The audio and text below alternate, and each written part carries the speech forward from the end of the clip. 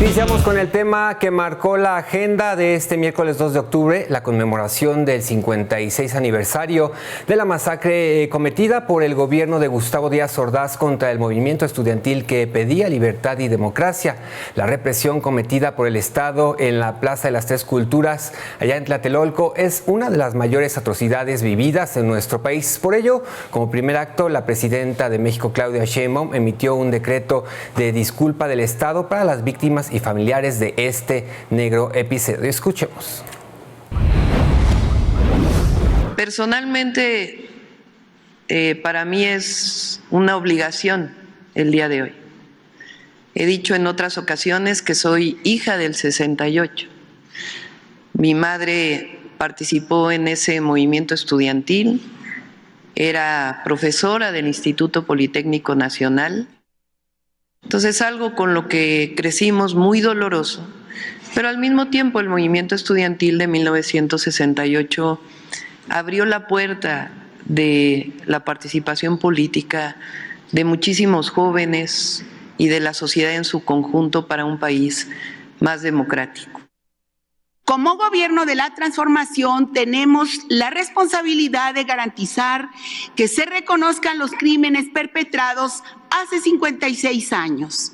Y por ese motivo, el Estado mexicano ofrece una sentida disculpa pública a todas las personas que perdieron a un ser querido o a quienes fueron víctimas de los crímenes de lesa humanidad cometidos la noche del 2 de octubre de 1968. Hechos como este no pueden volver a repetirse. El decreto publicado en el Diario Oficial de la Federación con la disculpa pública por lo acontecido el 2 de octubre de 1968 tiene el propósito de contribuir a la memoria histórica y en él se asienta que los actos de violencia gubernamentales son un crimen de lesa humanidad. Ahí lo tenemos en la pantalla. Se ofrece una disculpa pública a víctimas, familiares y la sociedad por esta grave atrocidad, que quedan a salvo los derechos que legalmente les asisten a las víctimas y sus familiares, que este reconocimiento político servirá para la materialización de actos subsecuentes de impulso a la justicia, la preservación de la memoria histórica y la no repetición de los hechos, y que las Fuerzas Armadas no volverán a ser utilizadas para atacar o reprimir al pueblo, además de que los uniformados fortalecerán su formación en derechos humanos y construcción de paz. Y mire, desde la Plaza de las Tres Culturas en Tlatelolco, el jefe de gobierno Martí Batres Guadarrama subrayó que el poder civil del gobierno de 1968 es responsable de las acciones criminales contra los estudiantes y dejó en claro que desde 2018, con el movimiento de transformación que puso fin a los gobiernos represores, pues se inició la profundización de la democracia, que incluye la elección de autoridades, la participación del pueblo en la toma de decisiones y la elección de jueces, magistrados y ministros, lo que constituye el mejor homenaje que se puede hacer a los estudiantes del movimiento del 68.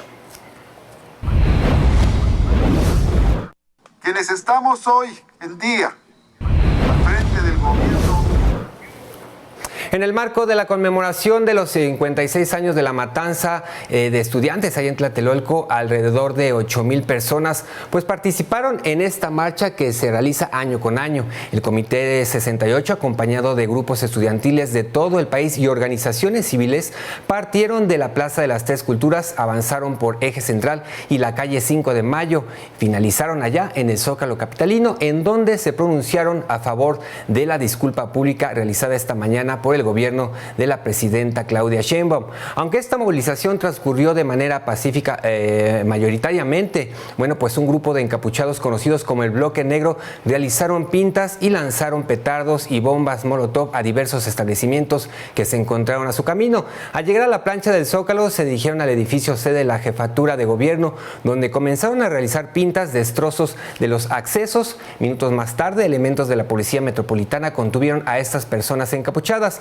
Por algunos minutos, los elementos de la policía capitalina y algunos manifestantes tuvieron un enfrentamiento. Al momento, tras la finalización del mitin, se reportan al menos 10 elementos de la Secretaría de Seguridad Ciudadana y 5 manifestantes lesionados, quienes fueron atendidos por paramédicos del Escuadrón de Rescate y Urgencias Médicas, el ERUM.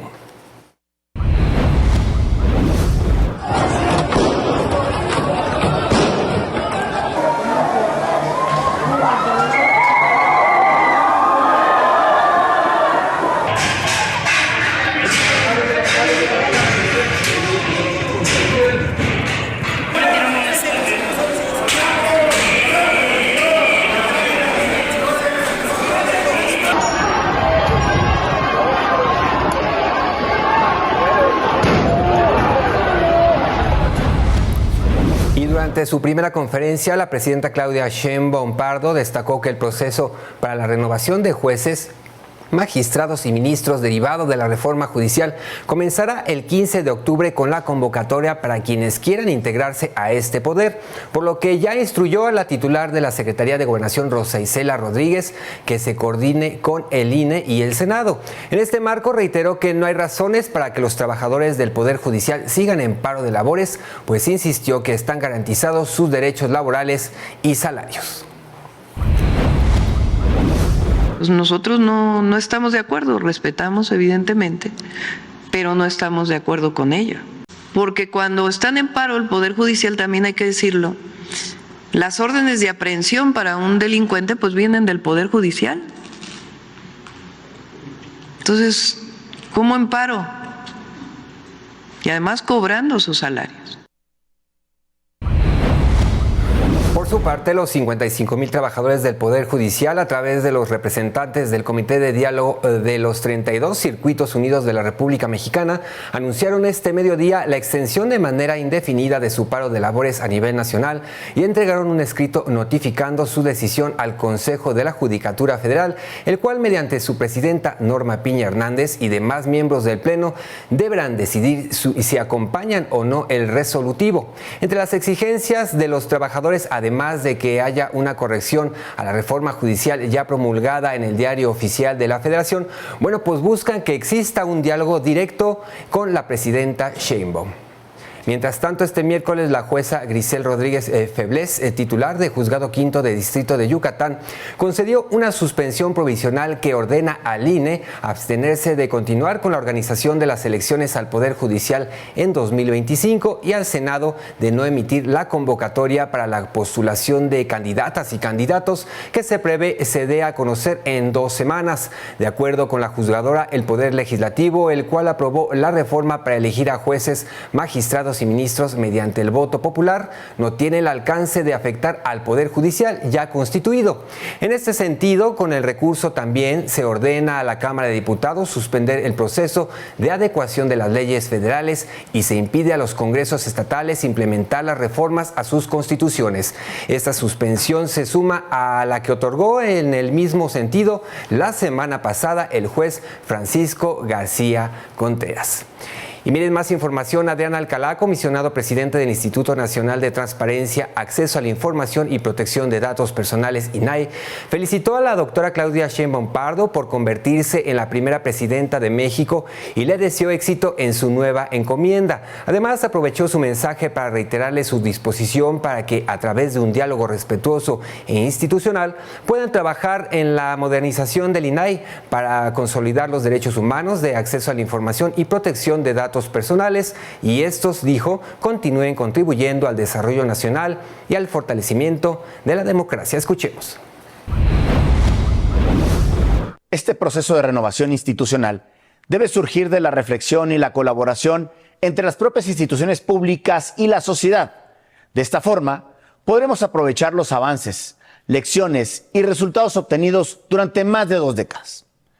Presidenta doctora Claudia Sheinbaum Pardo, nos reiteramos a su disposición para entablar este diálogo con el objetivo de mejorar la garantía de los derechos humanos que tutela el INAI.